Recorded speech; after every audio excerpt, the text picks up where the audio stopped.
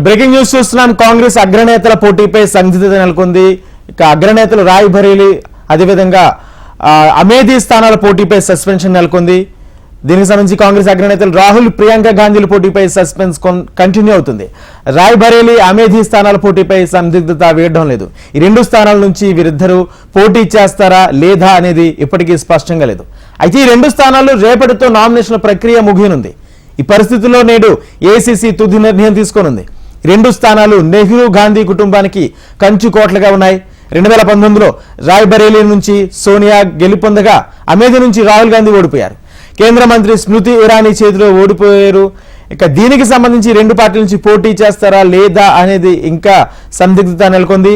అయితే ఈసారి లోక్సభ ఎన్నికల నుంచి సోనియా గాంధీ తప్పుకున్నారు. రాయ్ బరేలీ నుంచి ప్రియాంక గాంధీ, అమేధీ నుంచి రాహుల్ పోటీ చేయాలని డిమాండ్ వస్తుంది. ఇప్పటికే వైనాడ్ నుంచి రాహుల్ గాంధీ పోటీ చేశారు. రెండవ దశ పోలింగ్ లో వైనాడ్లో ఎన్నికలు ముగిశాయి.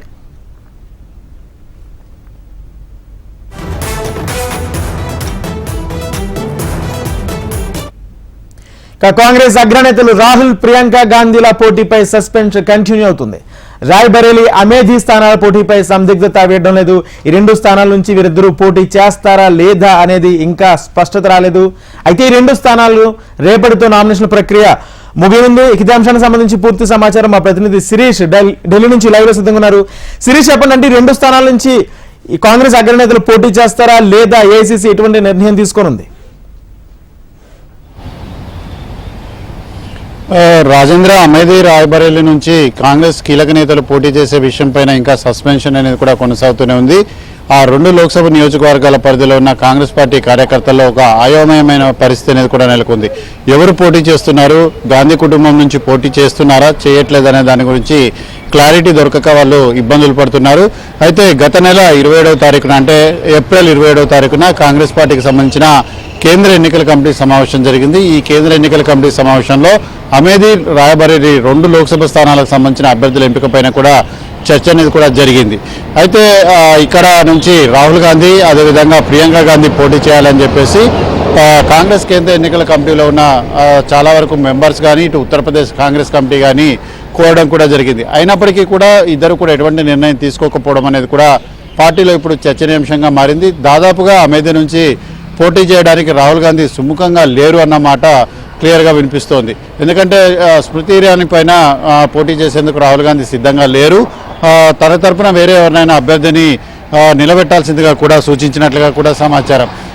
ఇక రాయ్ బరేలీ విషయానికి వస్తే రాయ్ బరేలీ నుంచి ప్రియాంక గాంధీ పోటీ చేయవచ్చన్న ప్రచారం అనేది కూడా ఇప్పటికీ కూడా జరుగుతోంది. ఎందుకంటే కాంగ్రెస్ పార్టీకి ఉత్తరప్రదేశ్ లాంటి కీలక రాష్ట్రంలో పాగా వేయాలంటే కీలక నేతలు ఎవరైనా ఒకరు పోటీ చేసి తీరాలి.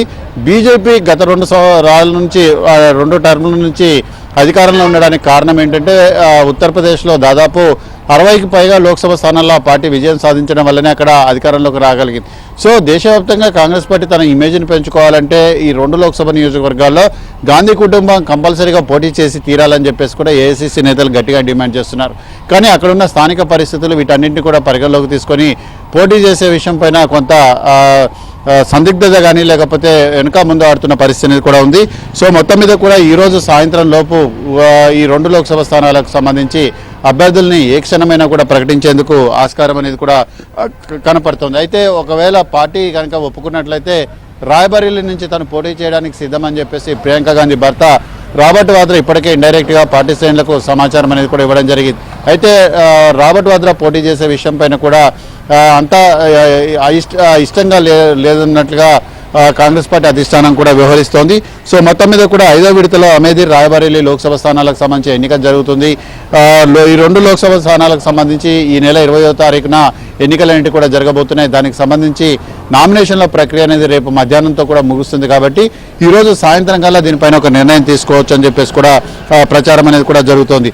అయితే అమేధీ రాయ్ బరేలీ లోక్సభ స్థానాలతో పాటుగా ముఖ్యంగా లక్నో, ఝాన్సీ, ఫతేపూర్, హమీర్పూర్, బాందా, గోండా, ఫైజాబాద్, కేసర్గంజ్ ఈ లోక్సభ స్థానాలకు వీటన్నిటి కూడా ఎన్నికలన్నింటి కూడా జరగబోతున్నాయి.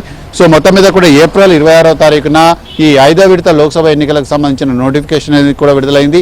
అప్పటి నుంచి ఇప్పటి వరకు కూడా కాంగ్రెస్ పార్టీ అధిష్టానానికి ఎటువంటి నిర్ణయానికి రాలేకపోతోంది. సో మొత్తం మీద కూడా ఈ 5వ విడతలో 6 రాష్ట్రాలకు సంబంధించి దాదాపు 93 లోక్సభ స్థానాల్లో ఎన్నికలంటే కూడా జరగబోతున్న నేపథ్యంలో కాంగ్రెస్ పార్టీ అధిష్టానం ఈరోజు సాయంత్రం కల్లా ఈ 2 లోక్సభ స్థానాలకు సంబంధించి అభ్యర్థులను ప్రకటిస్తుందా లేదా అనేది కూడా చూడాలి.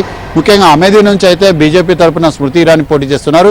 అయితే రాయ్బరేలీ లోక్సభ స్థానాన్ని కూడా బీజేపీ పెండింగ్లోనే పెట్టింది.